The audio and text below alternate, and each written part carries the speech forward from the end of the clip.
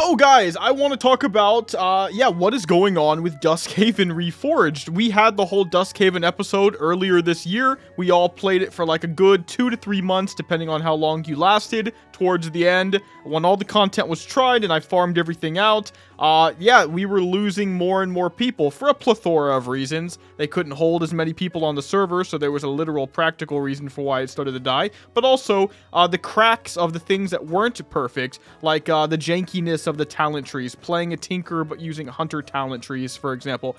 This type of stuff turned people off more and more, on top of all of the more obvious objective practical reasons why you couldn't play. Like, it literally couldn't go past 1,000 players before the server would brick. So when you add everything together and you add even smaller things in there that aren't worth going over for the quadrillionth time in this video, you end up with a complete server shutdown and a promise to give us something better in October. Now, by the end of it all, I was done, but they surprised us with this, and I said I will look at it and I will give it a try. But there are no promises, it's just raw competence. You have to be good at what you do. If I see good stuff, I'm gonna play. That's how I work. If I see mid stuff, or I foresee that it's going to be, a huge travesty to even attempt to play, then I won't do it. So what better way than to take a look at what they've got us so far in their Discord, things that they've teased, and giving a first impressions on it, and just showing it to you guys. So I think a very good place to start, and I might have, teased this a little bit before, but they've got brand new logos for it. This is older. This is all the way back July 16th. In fact, I would say it looks pretty good. In fact, it looks better than almost everybody else's logo. But anyway, we need gameplay stuff, right? So we go on down. They're looking for more class designers. This is a big deal. The team has expanded in a ridiculous way. Speaking of the team, if we go over here to the top right, you'll notice Nox. Nox is not there. Last I heard, Kebful and Krine, two devs of the previous version, basically took control. So it's a big change in leadership. But we go on down, right? So they had a Doomsday event. I don't think I was there for that, but they did have the end of the original Duskhaven server. Then, back in August, they gave us a teaser of the login screen, and this is what they have to show us.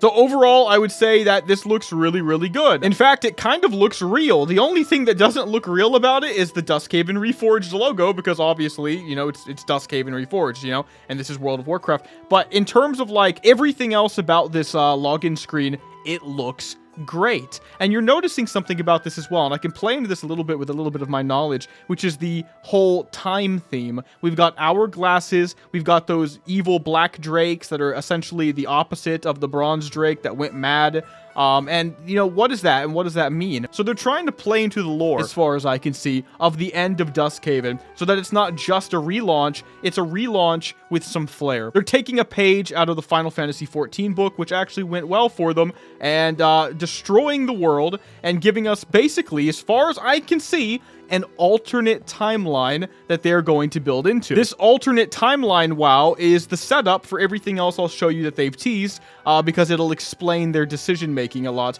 But when you know it and you perceive it that way, it makes a lot of sense. So we can actually end up going down some more, and they have a lot of player polls right now. So in order to decide what they want to add to it, they're constantly asking the community, which is better than doing it themselves in many ways. So that's pretty good. I don't mean that on a personal level. I just mean I think that's like the right way to be. You want to listen to the community, but you don't want to do it like a majority-based mob type of thing. What you want to do is, do what they're doing, right? You put out some polls, you see what general player sentiment is when they're not being influenced by anyone else for their decision, like in an open chat channel or a place where you can put emotes or something, and then you make a decision. Still use your own brain and intelligence, but that's what you would do. So I say that because I think this is a good decision so far. Okay, and then we get a revamped zone teaser, and this is very interesting. Look at this. So I find this super interesting. They show us the old Northshire, and then they're going to show us how they make it quote-unquote better. And this is going to be very cool because they show us quite a few different little zones. So this is all of Northshire. This is the new version, right? They're using, newer models, for example, brighter colors. There's even added stuff because what is all this orky stuff and like the dead buildings? What have they done, right? So this is old Goldshire. We know what that looks like, that vanilla version of it. There's literally 2 buildings in the whole town, if you don't include the little fishing hut behind. So literally, there's a blacksmith and an inn. That is all in old Goldshire. Then what? What do they show us? New Goldshire. That looks like an actual town. That's actually really, really impressive, to be honest with you. Now, will it mesh within the whole entirety of the world? Because look, they have roads that are genuinely big enough for the player character models, right, to be considered real roads, which is very fascinating, right? Like that a cart could go on, huh? Stuff like that. Old Karanos, we know what this is. Once again, basically 2 buildings. New Karanos, what do we got? A literal dwarven town. Like, what is all that? The barracks in there and stuff like that, the giant statue. Now look at this, we have old Tiergard Keep, the rundown keep you quest in as a troll or an orc in Duratar, and then we're going to end up seeing the new Tiergard. Let's see what's different about it. So they're going to show us one more picture of the dead keep, the old abandoned keep. Now here it is, a bunch of burned down houses, right?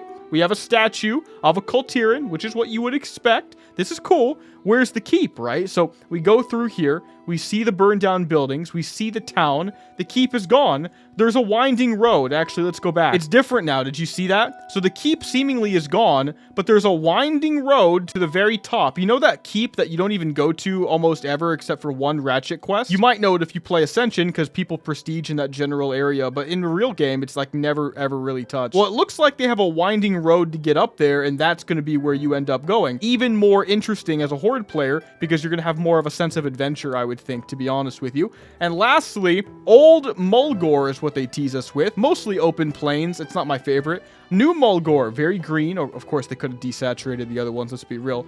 I really don't know. But there's some Horde towns in there. They only barely tease that one, dude. So that says that one might not be fully finished, to be honest with you.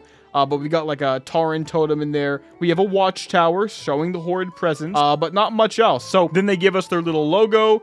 Duskhaven Reforged, actually pretty good. I would say overall, that looks good. It's an ambitious project, like to reiterate what they actually want to do. Like they want to give us Vanilla Plus, brand new talent trees. They're also taking a page out of the Conquest of Azeroth and Shinobi Story private server book and doing Dragonflight talents for their rework. So they're going to have a Tinker, presumably, and a Death Knight, and also a Demon Hunter, and a Melee Priest, all with their own talent sets, and who knows what else they might actually do. I literally don't know. They've got map designers, and that's a big deal to them, so, it's kind of different than some of these other servers. Like, I'm working on Koa right now, and almost everything is going into 63 specs and 21 classes, and a lot of the extra is being hinged on the work that the Ascension devs have built up over the years, and that's still going to be really good. I'm very excited about it. Other servers like Project Epoch, they almost, I don't know if it's entirely true anymore, but at least when I played, they basically almost skip class design entirely,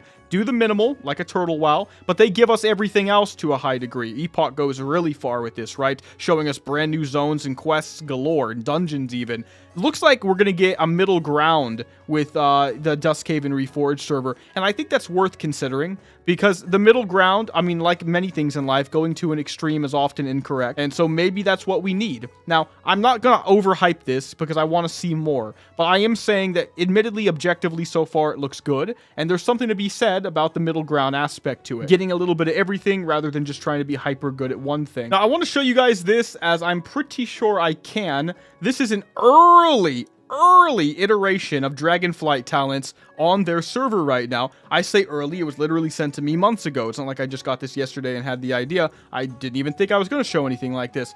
I assume this is for Mage, because the icons look Mage-like. Could also be Tinker with a bunch of placeholder icons. I don't know. It looks good, because Dragonflight talents are actually a solid system. But this says a lot, because I just said one of the biggest problems with old Duskhaven were the jankiness of the talent trees and stuff like that. this made it very unplayable outside of the novelty factor. As you guys notice, I loved the novelty factor, and I took it for all it was worth in terms of personal enjoyment. However, once it wore off, and it wore off quick, everyone quit.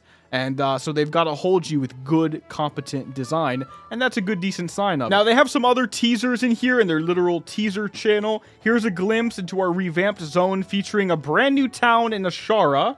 Wow.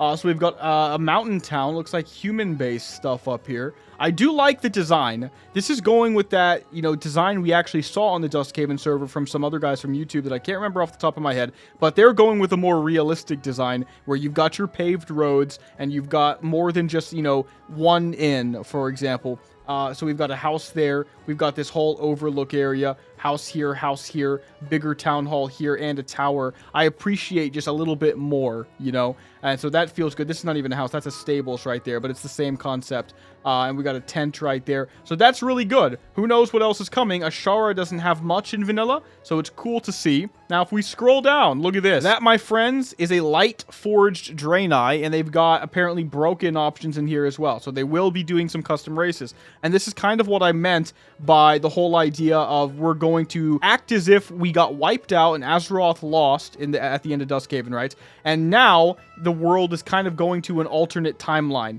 where it's like, what if this happened? What if we had light forged Draenei because they came with the Draenei? What if the Draenei came earlier, maybe? What if the Broken were actually fighting with us rather than only being seen as a hostile NPC? Even though some Broken are definitely friendly on the Horde and potentially the Alliance, I could see. And so that's pretty cool. And we get a video right here. They go over customization. Actually, that was nuts. What the hell? Look at the Broken. That's actually gorgeous. That's actually way different than the one we see on Azeroth at War.